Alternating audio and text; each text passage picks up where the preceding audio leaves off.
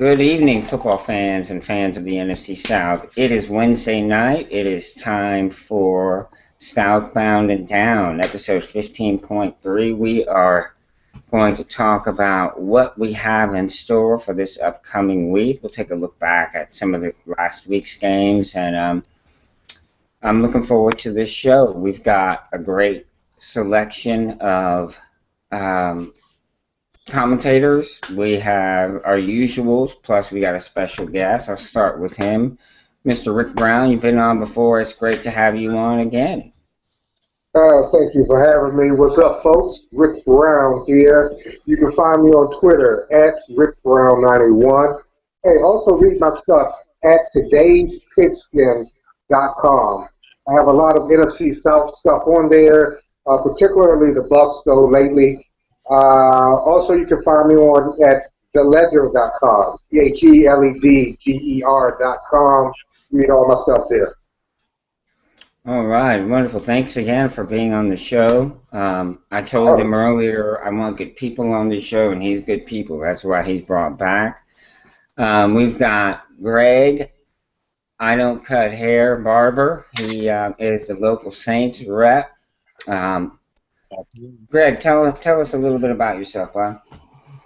Well, Greg Barber. I'm based out here in Tampa, but I am a born and bred New Orleans Saint fan. You can find me at Intensity B on Twitter.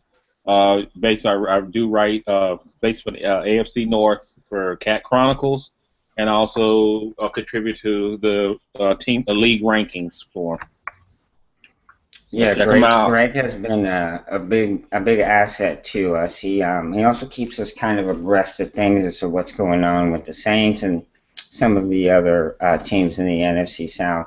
And last but certainly not least, we have the usual Bucks representative here, Mr. Gene.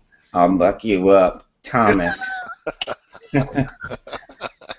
What's happening, Gene? Hey, not too much. As usual, it's a pleasure to be on the show. You can reach me at Super Heavyweight on Twitter. Like I said, I love talking football. I have a podcast, Buck What You Heard. I talk football. I try to get as many guests on as possible to get a different perspective than just the Buccaneers' perspective. And occasionally, yes, absolutely. I'm always looking for new guests to have on. So look for my show.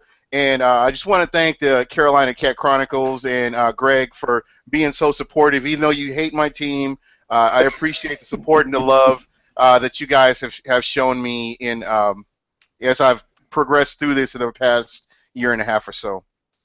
Well, you know, it's funny. We all despise each other, of course, because we're all in the same division. But it's okay for me to make fun of you, but it's not okay for somebody else to do it. So that's kind of the feel we have. It's like family. But tonight we're going to cover, like I said, some of last week, what went on last week around the league, or around the division, and looking ahead to some of the matchups we've got this week. Greg, the Saints have a huge matchup this week. Yes. And it's prime time, is it not? It is. Sunday night. I bet when they made this schedule, when the schedule was released, they were thinking, man, this is going to be a star-studded affair. There's going to be all kinds of, Drew Brees, Tony Romo, you got all these. There's Brian, yeah, all these superstars that are going to be there. And now look at it, it's like, wow, who's that guy? That kind of thing. With the way the game... I think Brees will play. Yeah, I think so too. I think that's good. Do you think the fact that the Cowboys are so dinged up really gives the Saints a chance to get in there and sneak a win out? Well, I think the next 3 games are winnable games for the Saints. They got a really good opportunity to go 500. Their next 3 games are, of course, against Dallas. The next one's against Philadelphia, who's got their own little issues. The next one is Atlanta, and the reason I say that, I know Atlanta's playing well, but no matter what the record of each team or anything like that, they always play each other in a very tight game. can go either way. So I mean, for me, I feel whether Atlanta's 8-0 and we're 0-8, I always can know I can go into that game and know that it's not going to be, I'm not worried about getting beat 56-0 or anything like that, because most of the time it's usually 30-26 or something. It's a pretty close game. Right. They hate it, and everybody understands that rivalry. But I mean, I feel like that those are at least 3 winnable games that can actually bring them to 500 if we can, try to get some things back on track a little bit. But right now we got to pay attention to Dallas. It is a winnable game. A lot more winnable since you don't have Des Bryant, you don't have Tony Romo, and the fact that you have Brandon Whedon quarterbacking is scary within itself. Any chance if Whedon struggles, they throw in Matt Castle? Castle's coming. Look, bet the house. Castle will be there before Romo gets back. I know so. Because one other team I know just as well as I know the New Orleans Saints would probably be the Dallas Cowboys, and so I know that team fairly well too. And I got a strong, because I've seen Whedon play. You've seen Brandon Whedon play. I mean, come on. I mean, really? And don't get me wrong. I'm not saying Castle necessarily better, but I don't see Whedon standing the whole 8 to 10 weeks. Brandon Whedon as your quarterback. Yeah, that's way long. I just, and so I just don't see it. No, but they made a move. They traded for Castle, so they gotta be at least considering the move. Rick, you have a pretty astute football eye. What do you think of this matchup? Do you think the Saints have a shot? Oh, most definitely. They have to. This is a game I think is imperative for New Orleans. In a lot of reasons. Mentally, very true. They haven't won at home in a long time. I think 6 straight games now. So they have to. This is a game right here. Everything's on the table for them. Backup quarterback, no Dez. Hey, Drew coming back, and even though Luke played well last week, nothing against Luke. I mean, nothing against Luke, but you got your leader back now. So, and him and Sean are on. Oh, we lost the volume there, Rick. We lost your volume. Yeah, if I could go ahead, chime in. If I could jump in just for a second. I think it's important for Rob Ryan too, because the way his defense has been playing. And I know that they say there's no issues between Rob Ryan and Peyton. There has to be something going on with Rob Ryan trying to implement this defense, and teams are able to score on him, and they're not shutting them out, and they're not getting those teams off the field to give their offense a chance. Fortunately for the Saints, they have a future Hall of Famer, Drew Brees, and anytime he's on the field, it's a winnable game. Right. Agree. I mean, and pretty much the same way as what Rick was talking about. He's right. This game right here, it's a get right game. It's a game right here to kind of get back on the track to get back to that we can win at home again. You know what I mean? Because you kind of like to get the monkey off your back. Yeah, get that monkey off your back. You know what I mean? It's funny because they finally had gotten the road monkey off their back, and then they ended up getting a home. So like what the heck? We don't want no more monkeys. Rick, are you back? Oh no, we still can't hear you.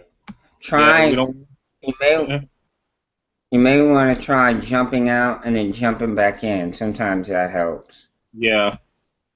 It's a game that they need. They really need to win, and if they do that, I think this game kind of, especially if they can win this game the way they should. Because in a sense, I can't imagine Brandon Whedon is not going to throw an interception or two. You can't imagine that he's not going to make some serious major mistakes somewhere. Yeah. Right. And this. This game will be a confidence builder. If the Saints do go ahead and win this game, it's a huge confidence builder. Number one, because Dallas was predicted. Quarterback and wide receiver or not, they were predicted to go far. this year into the playoffs. So beating Yes. Dallas really puts them on the right track, and it gets them ready, gets them lined up for the division games as they come up. Yeah. Right. Go ahead, Greg. No, I was gonna say, yeah, no, it definitely gets them lined up. At this point, they got to take it one game at a time. I mean, because the next game is Philadelphia. After that, and they got to go to Philly in that one. Right. So I mean, to come in and beat Dallas, if they can, and like I said, if they can come in there and really have a good performance, I think that can carry over and give especially some of the younger players, a little confidence that that they can do this and all. Two things. First of all, I'm going to mention the way McCown played Sunday against the Panthers. I thought he executed the game plan perfectly. I thought he came out, he threw the ball. It was short, quick passes. He wasn't standing back there in the pocket looking to go deep. Much like a lot of the same things I was saying last week. Yeah. Short pass, run the ball as much as you can. But at least short passes, kind of get that ball out of there. Don't have the offensive line having to try to hold their blocks longer. Right. And I think Drew kind of has to come in and do kind of the same thing. If he does that, I think takes a lot of pressure off the offensive line and they can still progress. And with him, he still got that. He can make that offense more explosive compared to what McCown can do. So he can take those shots. He can take those shots that McCown and really hit them that McCown can't hit. You know what I mean? But overall, you're right. McCown played a hell of a lot better than I expected him to. And Greg, I have a quick question: is Ingram injured in some way, or is there a reason they're not utilizing him? Like I expected to see a whole lot more of Ingram than what we've seen. That guy can actually get that offense going. Mm-hmm. He can, but I mean, honestly, I think the better pure runner is Kyrie Robinson. Right. I noticed when he came in the game against the Panthers, they had a hard time tackling him. When he came in the game against Carolina, he was a beast to bring down. Yeah, he is hard to bring down. He did the same thing against the Bucks. Yeah, he did the same thing against the Bucks. I mean, and that's what I'm saying. So he's a better pure runner. I think what it is with Ingram's a little more all around. You can't throw to him. He's better. I think they're more concerned that he's better at pass protecting. Okay, yeah. So that's why they kind of keep Ingram more and those type of things. Yeah. For the most part, if you're really just trying to really pound the ball, I think Kyrie Robinson is your way to go. Right. That's the guy right there. If you know that you need 4 or 5 yards on a run, he's your guy to go to me. I mean, he's definitely hard to bring down, a great pure runner. But no, Ingram to me, I think is being used a little more than what he probably should to some point. The only reason I say that because, I think they need to get the ball out to Spiller a little bit more. They need to work on trying to get him out, get the ball out to him in space, and start finding mismatches for him like they do. Mm-hmm. But I know Peyton is bringing him along slowly because of the knee injury and not trying to overdo it. Do the workload. Mm-hmm. Overdo the workload. So do they have him on some kind of pitch count too, like what the Bucks did with Mike Evans? Kind of with Spiller. Yeah, I think exactly that's what's happening. I'm pretty sure they got him on the pitch count because they had him. They may had him 7 plays against the Bucks. I think it was like 7, 8 plays against the Bucks, and I think he only had a few plays against Carolina. Yeah. So I think they just want to make sure that the knee is holding up and he's not having any kind of issues there. And I think eventually I think they're going to cut him loose. I would think so. Because he can be a very dynamic. Yeah, and I think they're probably trying to get him to have confidence in the knee. You know what I mean? Right. And bringing him along slowly. Yeah. So I get it. I mean, and so that's why I'm not too worried. That they're not overloading him with it. I totally get it because you don't want him to have a setback and then he's gone again for another month or two. Right. So it's better to test him. I wanted you to finish up what your thoughts were, what you were saying. Yep. Yeah, the one thing that, and I think it was already mentioned too, is about the defense. I mean, with Cameron Jordan, I think it's time for him to really step up. Now, I know that he's going through some issues off the field and all that, but it's time for him to live up to. That just got cleared today. Oh, okay. Get cleared up. It's time. The cops, they're not charging him. Yeah. Okay. It's time for him to lead this team and lead the defense. And if he can get going, then Rob can do his exotic blitzes and all of that. I mean, I cannot stress how critical this game is for this this year for this team, because if they get embarrassed by Dallas, I think there will be changes by the bye week, and Rob Ryan might be the first one to go. I think you have a really good point. Oh, I agree. I mean, pretty much if they lose this particular game, probably more than any of them. At this point, if they lose this game right here with Brandon Whedon as your quarterback, with the backup quarterback, you don't have one of the top 5 receivers in the league. He's not in there. Right. You go out there and you let this guy look like a Hall of Famer. Then at that point in time, I'm not going to blame the players. Yeah. Somebody got to go. At that point, somebody really got to go. Right. And and I'm not talking about Peyton. I mean, I do think at that point in time, either one or Rob Ryan loses play calling duties, and you allow Dennis Allen to call the plays or do something. But something's got to change. Take that situation in hand, because there's no reason for them to look. There's no reason for Brandon Whedon to do all that well in this game. Do you think, as the Saints, do you think they're missing that Junior Gillette type of player? I know with the salary cap and with certain personnel moves that they've made, this isn't the same Saints team that we've seen in years past. And I'm just wondering if some of those personnel moves have affected the Saints in some way. To a point. I mean, now don't get me wrong. I mean, but Gillette also took a couple years before he really became Junior Gillette. But I mean, like I really do think Kahaha was going to be the guy that's going to, because I think he could be a pretty good pass rusher. I think he got the moves there to be a pretty good one, pretty solid one. Maybe not a 20 sack a year guy, but I mean, I still think you can get 10, 12 sacks out of him if you really put him in that role and do you just think have him he's get a good out fit? there. Is he a good fit for this defense? I think so. Yeah. I do think so. And I agree. I think he is a good fit for the defense. One last thing on the Dallas game, if I can. I really think, they have to stop it.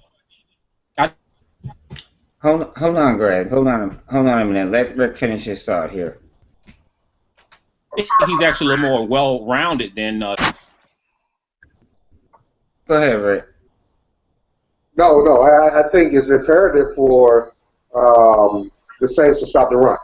I mean, I think that's what Dallas jumped on Atlanta so fast last week, and if it wasn't for that, if it wasn't for Julio going berserk, I mean that game could have been totally different.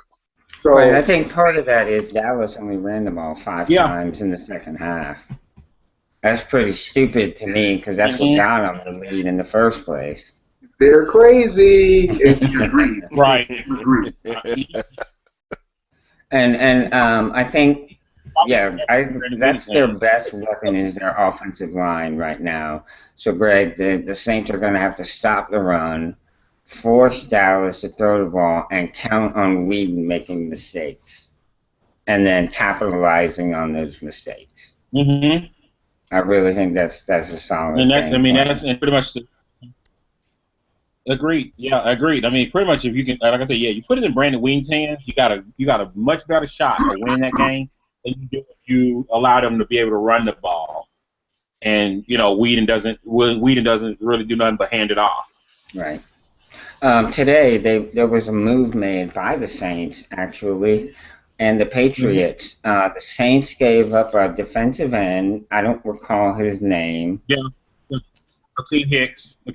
Yeah, that's right, Akeem Hicks, and they picked up a tight end from New England. I think his last name was Gronkowski. I think his name. Oh, is that the wrong tight end? Oh, I'm sorry. Different tight end. Okay. I've seen the guy play a couple times. He's not a bad little tight end. He can catch. He's a good blocker and things like that. So I think he can be a nice fit. I mean, we definitely needed help at the tight end spot. I got a feeling that Peyton was a little stubborn on that one, because I thought they should have drafted a tight end myself. I mean, I had when I was doing all the draft picks, I always had I had a couple tight ends, 2 or 3 tight ends that are in the league now that that were drafted that I really liked, that I thought some really big guys who I thought could have been red zone threats that they didn't pick up, and they actually have one on the practice squad that I'm hoping I think they can groom this kid to something, but we don't know yet. I really haven't seen him play yet, so I don't know yet. But I think this move, they needed to do that to try to just do something with the tight ends because we wouldn't get anything out of it.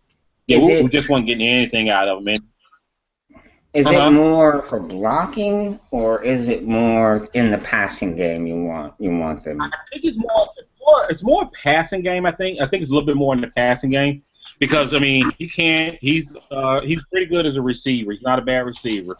But he also is actually a good blocker. So, this is a guy right here who probably don't have to switch it much, or you can play him a lot more in 2 tight end sets with either Hill or Watson, depending on what you're doing, because the kid can block. I mean, I think that he's a little bit more all around. I think Josh Hill's more of a catching tight end, not really a blocking tight end. Watson a little bit more of a blocking tight end. This kid kind of can do a little both. So, So I mean, I'm not saying he's going to be a big wide receiver threat, but he's kind of. But I think he can come in and actually contribute, and they can probably get to, especially for third down and stuff like that. They need to find that one safety blanket. You need to have that guy he can drop off to, like a tight end for 8-10 yards when they need it. Right. He doesn't even necessarily the red zone. I mean, break a play, for 60 yards. If he can just get you to the sticks and move the sticks, that's all you need. Exactly. I mean, exactly. I'm cool with that. I'm very cool with that. If he can come in there, he can hang on to the ball and catch passes, for 10, 12 yards. Maybe he'll break one. Maybe he doesn't. But at least if anything, he kind of keep the chains moving. Then that's all you really want out of him, and the fact that he can block and things like that. So and the fact that they traded Akeem Hicks, I'm not surprised by that move because Hicks, one, he was in last year of his contract, but highly ineffective. I mean, they actually benched him pretty much in the Bucs game they benched him, and then they start putting the younger guys in there and getting better production.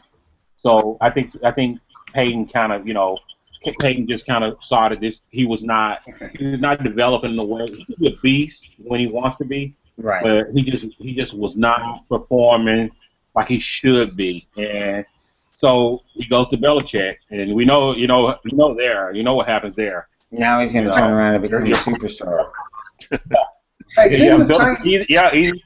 Either becomes a superstar or he's on the side of the street with a tin can begging for money. Hey guys, Belichick cut you. Yeah, you're through. What's the question? The question is, didn't the Saints have a tight end last year who was pretty good? Yeah, they did. They did. Tim Wright. You're talking about Tim Wright? Yeah, they did. No, he's talking about Jimmy Graham. Jimmy Graham. Nobody had Tim Wright. Hey, Tim Wright won the Super Bowl ring. Yeah, you're right. He sure did. You're right. Unbelievable. Just joking. I know. Oh my goodness! But hey, speaking of Atlanta, you guys mentioned Atlanta a little earlier, and they're scary this year. I know there's another team in the division with a 3-0 record. Yes. But these Falcons look strong on both sides of the ball. They do. Especially offensively. I mean, of course, you know about Super Julio, but they have 2 running backs who can both perform well. I mean, Coleman, I can't think of the other guy's name right now, but Freeman. Yeah, for Florida State. Oh my goodness, they're tearing it up, and if their defense just plays halfway decent, that's the team the team to beat in the NFC South right now. I don't disagree. because I mean they're explosive on the on the offensive side of the ball, and I mean they don't necessarily have to play top 5 defense to win. Right. And basically, I mean, if they can play middle of the road defense, they actually probably could win the division, possibly. But I mean, don't get me wrong, I got to give it to Carolina because even with the fact that they lost Kelvin Benjamin and their only real viable receiver is Greg Olsen, really, because I mean but they got a strong enough defense that Carolina right now is holding the fort. I got to give them their props on that. I know. I look at Carolina and I say to myself, this team is good, but frankly, I mean, I can say they really haven't been tested yet. They haven't played that team that can come in and take the game from the Panthers. The Saints played lights out. The Saints played lights out, and truly, with a few bounces going the other way, maybe some guys holding on to the ball, making some catches, it could have been a different outcome. It could have. They had the ball last. They could have won it then. Right. He just threw that pass. He should have. If he had thrown the pass where only either Cooks can catch it or it goes out of bounds. Or it goes out of bounds. At least because they still had another down to go. You know what I mean? So it wasn't.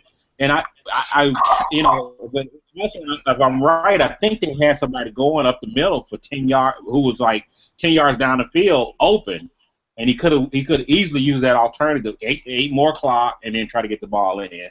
So I mean, but I mean, it is what it is. He took a shot. It was a great individual effort by Josh Norman. I mean, it was an interception by Norman. Play. Incredible play. It was heartbreaking, but I had to appreciate it. Huh? Yeah. Norman's playing out of his mind so far this year. He has really stepped up and taken responsibility as that #1 corner. Hats off to him so far. He's always had that mentality, and he's had the skill, but I think his immaturity got in the way of the two actually coming together at the same time. But he's grown up a little bit. The guys in the locker room have kind of talked to him and gotten him in the right frame of mind. And you're really seeing what we knew as Panther fans and the coaching staff knew he was capable of. Sorry. What's Norman, the guy who had the little scuffle with Cam during training camp? Yeah, that was him. Norman, yeah. They just, heat of the moment. They're both real. I mean, they both have attitudes. They're egos. They're both big ego players, and that's not a bad thing necessarily.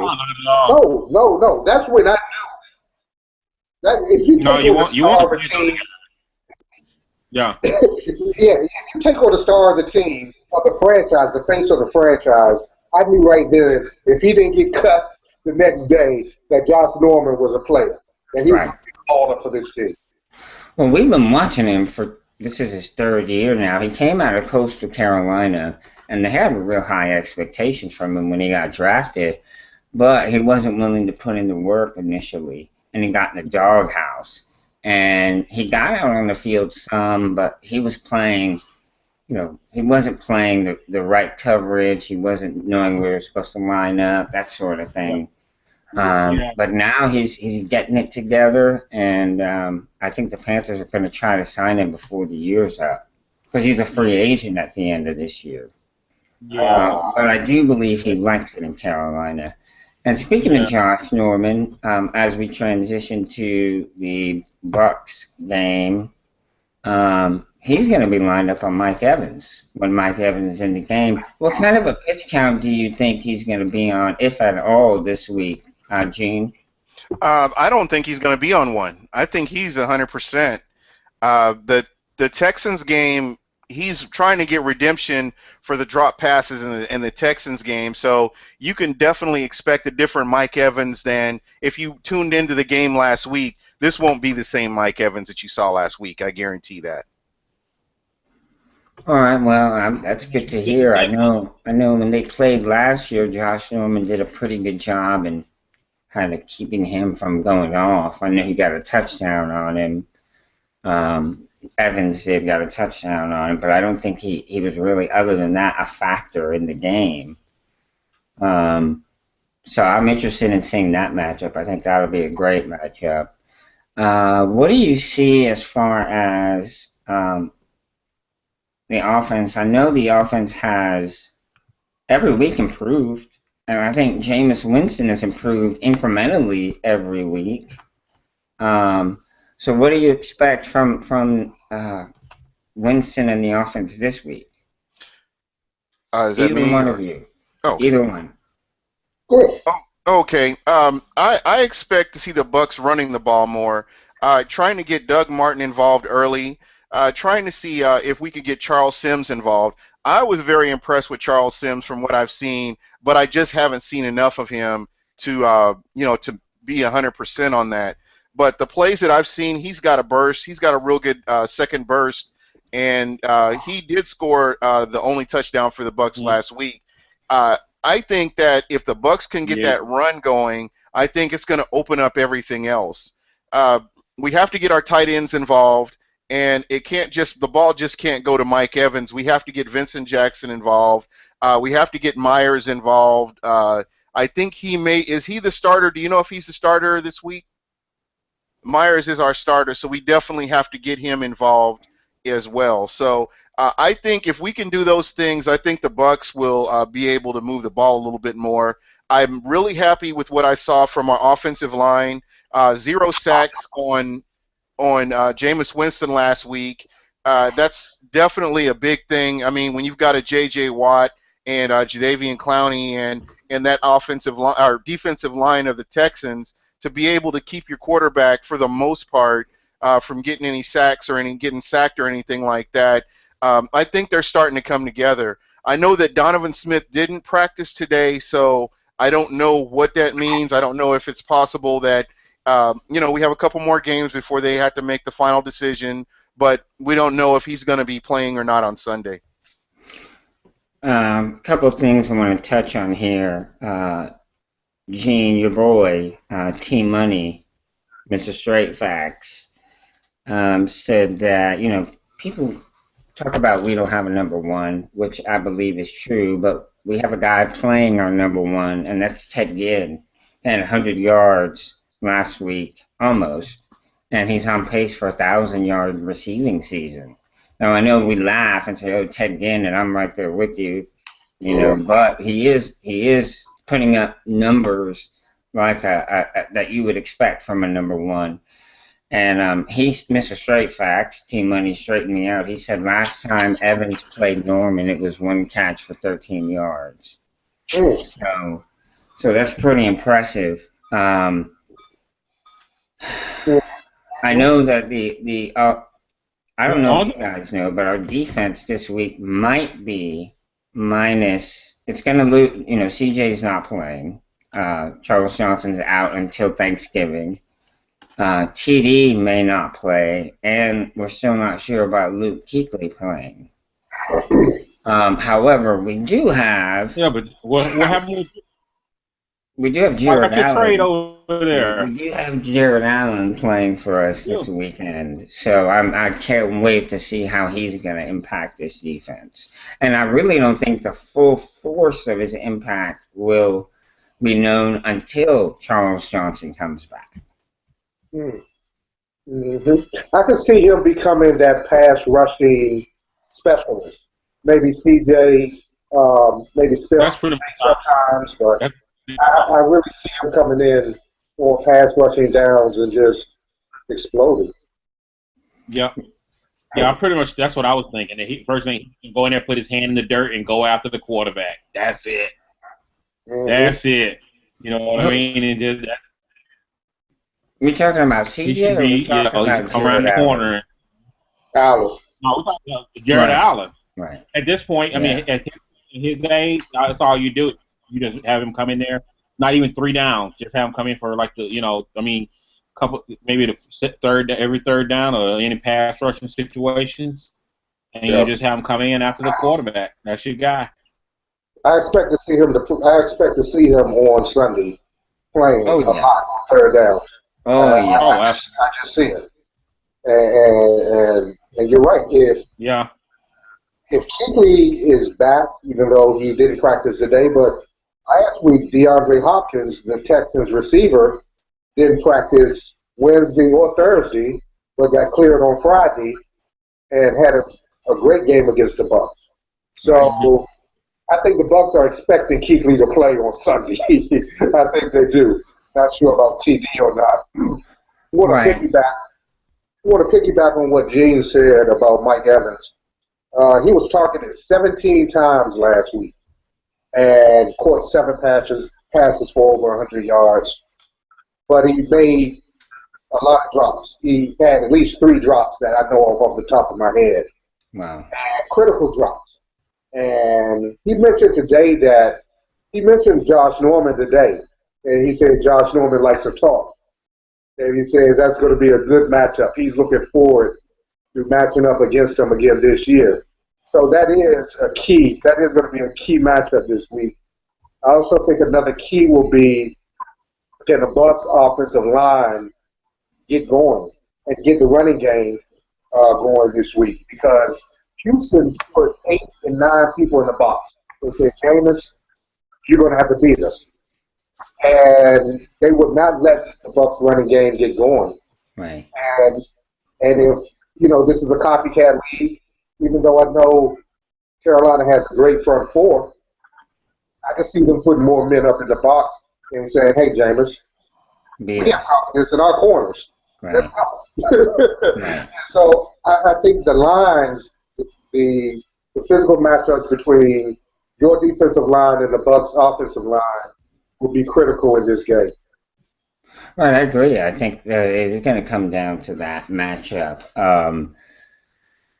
I think if I was the Bucs, I would take a very close look at the game plan utilized by the Saints and look to implement something very similar to that, obviously with a few tweaks here and there specific to the Buccaneers personnel.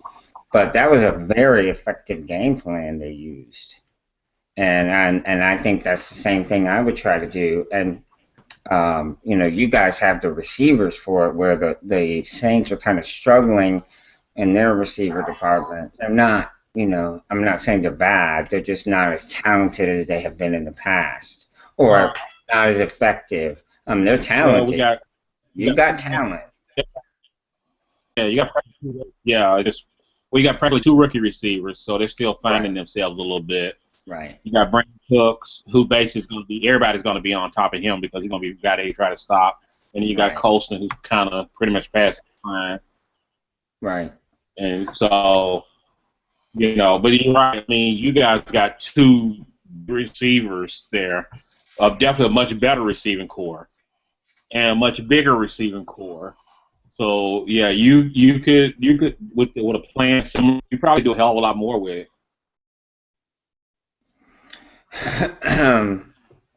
Jared Allen, that's going to be an interesting matchup against your tackles. I know he's going to line up on the right side, but I suspect that they're going to kind of move him, switch him between the ends positions. And actually, Coney Ely, I think, is going to get kicked down inside the defensive tackle, where I've seen him have some success. What do you think of the matchups between Jared Allen and Donovan Smith, or whoever they're going to bring in at tackle? If Donovan is healthy, it's going to be a battle. He's going to battle. He's battled each week. He's gotten better each week, although he hasn't been perfect, far from perfect. He'll battle. He may lose some, but he'll be okay, I think, because they'll slide protection or chip with a back or do something like they did with JJ last week, because they did everything in the world not to let JJ and Clowney destroy them. If Donovan cannot go, and I'm not sure if he will be able to, because they promoted Reed Fragel on the practice squad today. That's right. He played tackle, even though he played on the right side. I'm sure he could go left side. That worries me a little bit more than having Donovan out there. Right, I got you. Yeah, I would be worried too. Are you kidding me? And I think the thing that we haven't really touched on tonight is the penalties and the drive killing penalties that the Buccaneers have suffered since week 1. And this is very concerning for me because there have been times where we've gotten that running play. We've got a first down, and you look behind you, and there's laundry on the ground. You got to bring the play back, and they end up going 3 and out. Yeah. So there have been times where the Buccaneers have beaten themselves, and the 12 men on the field. I could not believe that a preseason penalty is occurring third game into the season, and you're seeing the 12 men on the field. That needs to be corrected. The drop passes. I think I talked about this last night. You did. The Buccaneers really hurt themselves where they could have extended plays, but they didn't because of these penalties. Penalties are killing them. Illegal blocks, holding, offside, you name it. You've pretty much seen it, and so many of those have just hurt the Bucs. So I'm hoping and praying that the coaching staff has trying to get that message across to them that, hey, we can't have these penalties because it's doing nothing but hurting the team. On top of that, on the defensive side, I've seen a lot of arm tackles, poor tackling, and players not playing in their assignments. I watched the game film from the last 2 weeks, and I saw a lot of times where we have players playing out of position, trying to go and make the play instead of staying in their assigned areas, and it's kind of hurt the defense as well at times. But there are minor coachable things that can definitely help this team, and I'm really hoping that they've touched on that this week. A couple of things, and that comment about the tackle, was from T Money, again, straight facts, and he addresses me specifically with the comment I made in this statement about using the game plan that the Saints were so effective with. He doesn't think Winston has the accuracy to go about that game plan, and that you guys are going to take more shots down the field because of the size of your receivers. I could kind of see that happening. I was going to say, I think you guys did a great job of keeping Winston clean and keeping Clowney and JJ off of him. But with the Panthers, one thing with them is they do tend to bring a big push up the middle. So if you guys are doubling or chipping or using the tight end on the outside, you're going to have a lot more one-on-ones in the middle. And that's one thing we are good at, is bringing pressure right up the center. So I would be interested to see that matchup and how you guys make adjustments to that. What about flipping sides here, guys? Gene, I know last night we mentioned that 93, I can't think of his name off the top of my head. Joe McCoy. McCoy is dinged up a little bit. What do you guys, what defensive strategy do you see coming into play here? I'm still unsure as to how severe this injury is. I saw him come out a couple of times in the game last week, but he played decent the rest of the time. But you could tell this wasn't the same Gerald McCoy as in previous games. So I'm not real sure. Could you maybe speak on that? I'm not real sure how severe this injury is for him. Well, he's been saying that he's fine, but you could tell there's a lot of discomfort there. He didn't have the burst that he usually has, and he didn't have the power. That's the one thing that was missing on Sunday, was his power, because he could not beat single. He couldn't beat single blocking as effective as he has in the past. Right. So it's sore. And I don't think he can injure it anymore. It's a pain thing right now. But they're taking it easy during practices with him. He's not doing too much.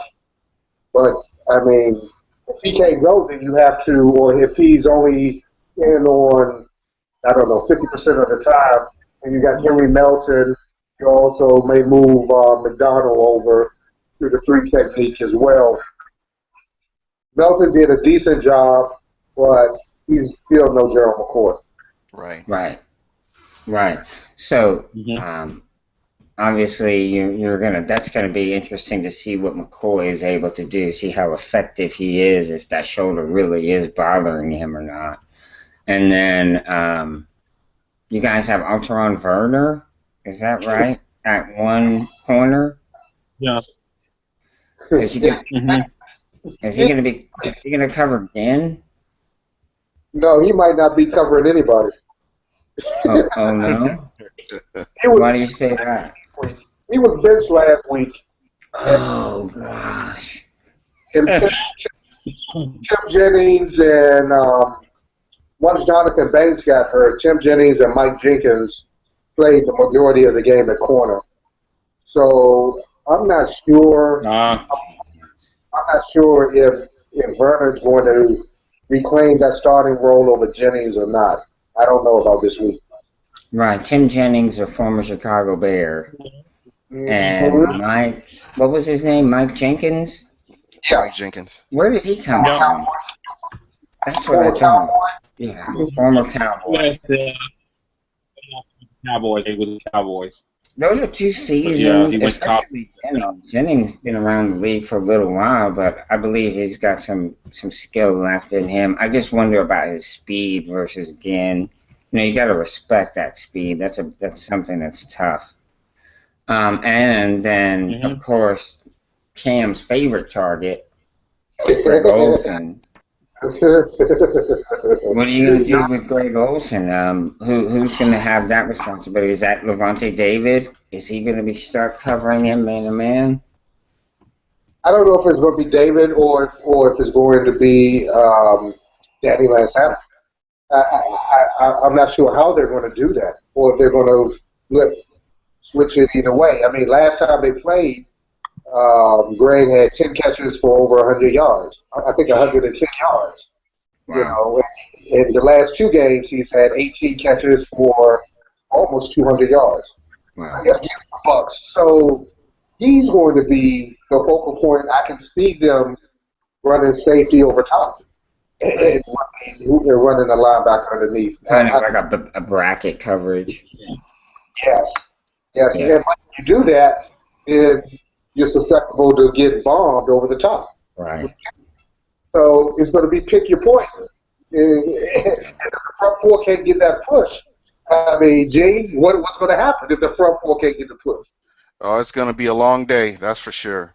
That's in that cover 2 defense, the defense that I can't really say it's a cover 2. I saw some different variations, but for the most part, what I saw with this defense, if you're not getting pressure from your front 4, it's going to be a long day for the secondary because they can't hold those. They can't cover those receivers for that long period of time. What I want to say is this. I read today on the Panthers site that Philly Brown showed up this morning. He woke up with a feeling really bad, came in, got some treatment, and everybody sent him home because they, for one, wanted him to get well, and for 2, he's got some kind of bug, and they didn't want him giving it to anybody else on the team. So Philly Brown may not play this week, and if he doesn't play, that means you're going to see a lot more of Devin Funchess or the Norwood kid from Seattle.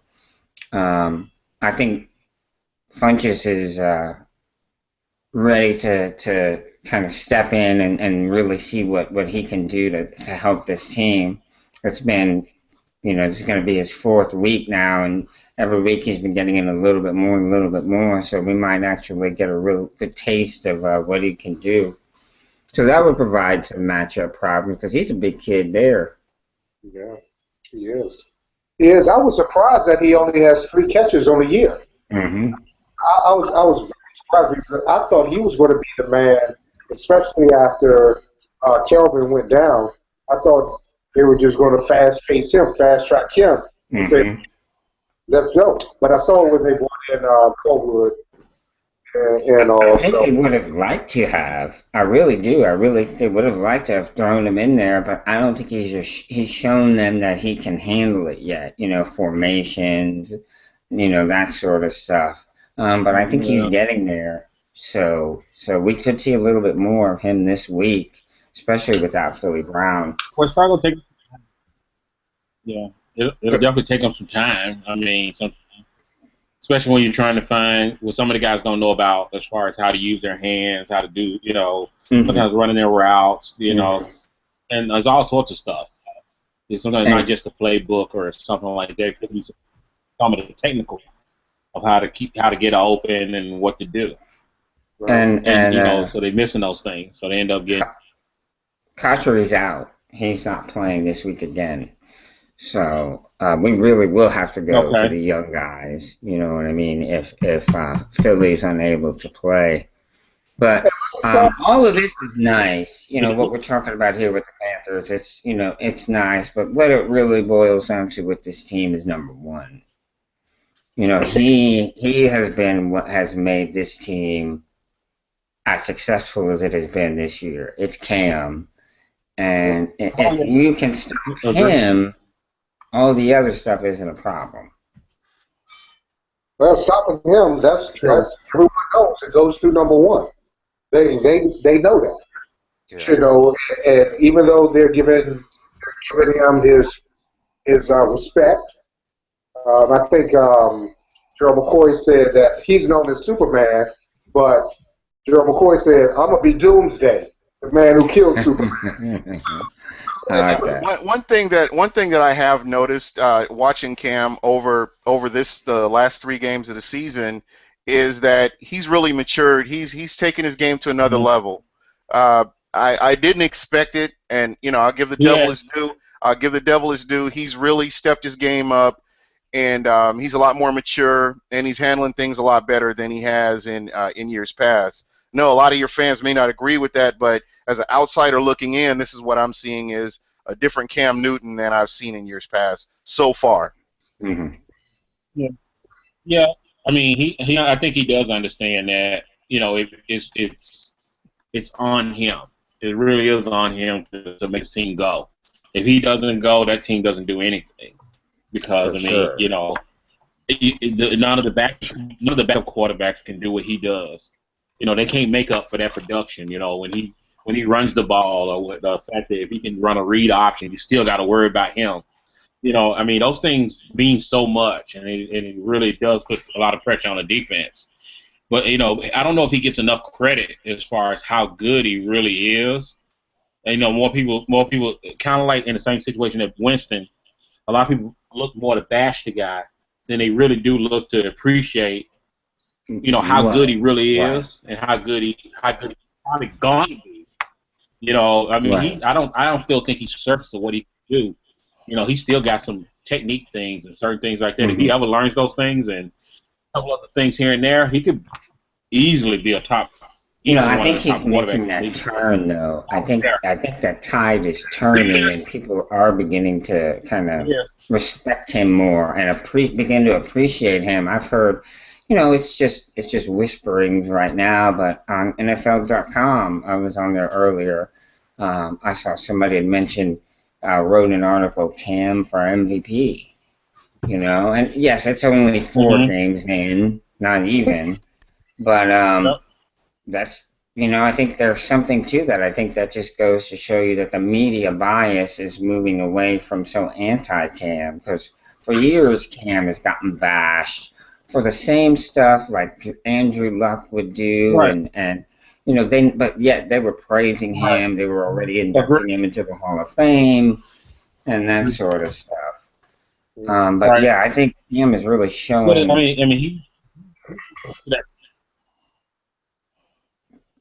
he is absolutely the key to that team. Yeah, there's no doubt about it. I mean, he's making it very crystal clear. Rick, what do you think Lovey has in store? Are you gonna have a spy on Cam? You don't think so? You're just gonna try to contain him in the pocket? Yeah, you run your form. You tell your defensive ends he does not get outside of you. You run your pass, you play in your rush lanes, linebackers can come in field, and you hope to get the push from McCoy or Melton and McDonald up the middle. And you keep him in the pocket. He's more dangerous outside the pocket than in the pocket. Mm-hmm. Let's hope it. All right, I agree. I agree with that. I think he's much more dangerous when he starts running. Yeah, so you want him right there.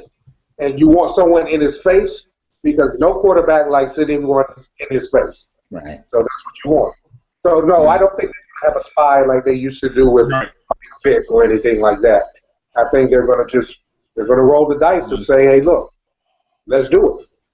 What about you, Gene? What are your thoughts? That makes sense. That's how I thought maybe, we talked about it yesterday, and I was talking about possibly Quan Alexander, but what he's talking about makes perfect sense to, as long as they're playing in their rush lanes and everybody stays with their assignment. That's what's been hurting the Bucs, where you have guys playing out of position and they give up big plays. So as long as the Buccaneers are playing discipline, I think that it will help. And you're talking about, doesn't Lovey run a Tampa 2 or like a version of it? That is a play. That is a play. It's not a actual, what do I want to say?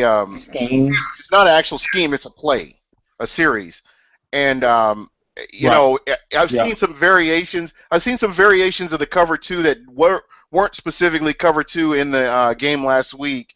And I don't know. I think it's just to help with to cover up with the injuries they had, or I'm not really sure if this is something they're implementing all the time. Maybe you could speak on it a little bit more. Yeah, they've been running a lot of single high, actually. I mean, very little Tampa 2.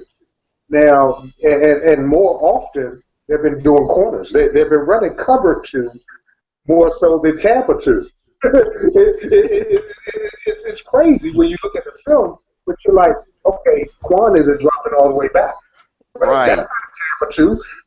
No, because Quan is going out here, they're covering this area, and the other linebackers covering this area, and they're doing corners. So it's very little Yeah. to some cover 2, but a lot of single high and just cover. Yeah. Right. Well, it's certainly going to be. They play some cover 3 here and there. Yeah, that's what I was gonna. Yeah, I saw a couple of times. Yeah. Well, I can't wait. I think it's going to be a lot better matchup than what people, I mean, on paper, it looks like Carolina should win easily. But, it's a division game, and we know each other really well. There's that intensity that these games bring, so I think it's going to be considerably closer than what people are expecting. Gene, we kind of touched on this last night on the podcast as far as the score goes. So first thing we'll do is, Greg, I want to hear a prediction from you on the Saints-Cowboys. What do you think that score is going to look like?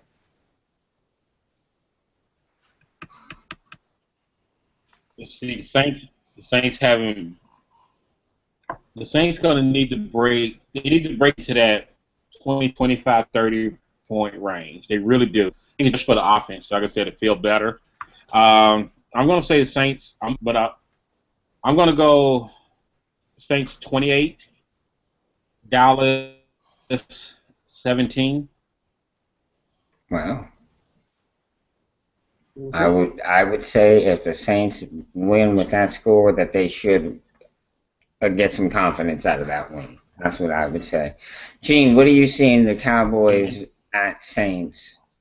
I think Rob Ryan's got to bring it. He's got to call a virtually flawless game against the Dallas Cowboys. That offensive line that the Dallas Cowboys has, and they're massive. Those guys are huge. I realize that they don't have a quarterback, the Tony Romo back there, but when you have time to pass and you have time to scan the field, you can make plays happen. So I think that Rob Ryan has to really bring it this week and call that good game. But I do think the Saints are going to get their first win against Dallas. That's my upset special actually, and I have Nice. it 21-14 for the Saints. Nice. Very nice. Rick, with your football acumen, what do you see happening there in New Orleans? I worry that Dallas is going to be able to run the ball, but I don't know if they're going to be able to score touchdowns. I think this is where Drew Brees and the Saints touchdowns will always be field goals. So I agree with the 28 score that Greg said. So 28 for the Saints, or 16 for Dallas. 16.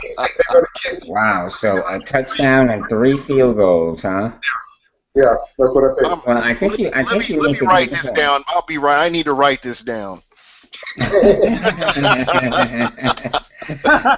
I think you really do make a good point. I think Whedon is capable of getting them 20 to 20 from the 120-yard line to the other 20-yard line, mixing in run plays. But once you get in there and the field gets shortened and defenses start to pack it in, it's going to be tough for the Cowboys to get in the end zone. So I could see the Saints. I think it's a must-win for the Saints. Simple as that. If they don't win this, their season is probably lost to them. I mean, anything could still happen, but it's going to be real tough. So I say the Saints win this one in a nail biter, and I'm going to call it 17 to 16. Oh. Yeah, in a nail biter. Moving on, the Falcons are playing Houston this week. Is that right? I'll take that. Anybody Falcons against Houston. Anybody want to throw a score out there in that game? Falcons 24. Houston 12. Wow. Okay. Gene? I was thinking more like 35-14 because I think Julio's gonna have a monster game. Wow. All right, Greg, what do you got? I got a little more respect because I think that the Houston defense now unless they turn the ball over a lot and that basically can wear that defense down if Atlanta gets enough shots at them. But for the most part, I mean, Houston has nothing for offense at this point. Well, at least they don't have a quarterback that really is playing very well. Yes. That's a huge problem for them. Yes. I think Falcons win the game. I'm going to say 24-17 because I do think that Houston got a strong enough defense to kind of just slow them down. Not necessarily beat them, but, I mean, I think they got enough to slow them down a little bit. I think any chance Houston has of winning this game is they're going to have to rely heavily on Arian Foster if he's playing. Yeah. They ran the ball pretty well last week, Houston did, and I think they need to continue with that. And honestly, their front four, their defensive line has not been impressive this year so far. They have underwhelmed. They have underwhelmed in a big way. I think they come alive this game, and they slow down that Atlanta offensive onslaught. I don't think they have enough on the other side of the ball to win it, but the defense slows down and keeps it kind of close. Right. So I'm going to say something maybe like 31-21 Atlanta. And last but not least, Tampa Bay visits Charlotte and the Carolina Panthers. I don't know what the line is, but I'm sure. That's its home game, isn't it, in Tampa? I thought it was in Carolina. No, that's the last game of the season. Okay, so it is? Yeah, it's in Tampa. All right, so Carolina goes to Tampa then. I don't know what the line is, but what do you guys? I can check right now. I'll check it. Okay, go ahead and check. What do you think, Gene? What do you like the Bucks at home? You said last night. Is that still the case? Yeah, absolutely. I'm standing by my 24-21. I think it'll be a good game. I think Jameis Winston gets on track, and I'm thinking that the running game they'll they'll be able to make some plays as well. I'm really banking on them cleaning up a lot of the mistakes that they made in the game last week and not hurting themselves with penalties as well, or at least cleaning that up to where they're not putting themselves in a bad position. Right. I think they've kind of got it figured out with the kickoff returns with Rainey. I'm real happy with what he's done. He hasn't put the offense in a bad position by making ill-advised runs out of the end zone. So I think that part of it's kind of cleaned up. I would like to see him get more yardage, but, you know, as I look at the team as a whole, the penalties, playing in your assignment, and getting that running game going, it's very key for winning this game against the Carolina Panthers. Greg, did you find out anything? Yeah, and the game is in Tampa. Uh-huh. Yeah, it's in Tampa. And what's the line, did you see? Yep, you're on the road. I didn't see the line. No, I didn't check the line. Oh, I thought you were checking the line. I'm sorry. No, I thought you wanted me to check. No, I believe those guys. They got no reason to lie to me. I'm going to find out on Sunday anyway. Yeah, so Rick, let's get your thoughts on this game. Wow. For the Bucs to win this game, I agree with Jay that Jameis Winston must break out. This will have to be this game. But you know what's been funny? Ever since the preseason, the Bucs have played one bad game and followed with one good game. One good game, one bad game, one good game. If this trend continues, which I see no reason why it shouldn't, then this would be the good game for the Bucs. However, I really like Carolina. I like Cam Newton. I like the defense when healthy. Right. Wow. My first thought is Carolina 26-21. That's my first thought. But if Tampa Bay is going to win this game, it's going to be 28-17 if they're going to win this game. So, but I think Carolina. I don't think Tampa Bay is desperate enough yet. I don't think they have that. We need to win yet. Right. So I don't think they are going to. I love what you've been saying tonight, but I'm gonna have to disagree. They haven't won a home game for Lovey yet, so I think it's vital. I think it's vital that they win at home. I think there's a lot riding on this game, to be honest. I know this is a division game, and we're 1-0 in the division, believe it or not. So this could definitely, help them out. So I really think that they're really looking at this game as a game that they have to win.